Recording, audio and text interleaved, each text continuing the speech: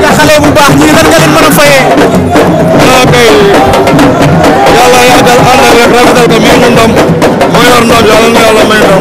lan ngay wax Vito tey la tey bis bi yegg si na lan nga koy wax. waaw bu ñu doon préparé ay weer tey yàlla moom ñu woon ndam ñu koy ñaan yàlla na ko yàlla may yàlla na yàlla na toll si kaw ba ñu daan ko jëlee bu rëy yàlla rek moo am ndam yàlla na ko jox si barke Seydina Muhammad. nan nga préparé ci côté xeex. ndeysaan mu ngi noonu bu ñu looloo ko topp ci mbooloo ndeysaan xale yaa ngi nii nee naa la lii mooy làmb lii la xale yi bëgg lii la ndaw ñu bëgg ndeysaan loo wax.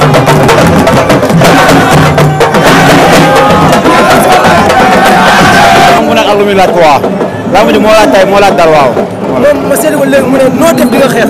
waaw man xeeb du ma xeeb adversaire du ma xeeb adversaire. sant nañ fi doon xeex comme ni mu xeexoon diggante ak Ndoye. non déggoo ma de lamb ji lu mu laaj ma def ko lu mu laaj rek laay def tey. bu xeexee.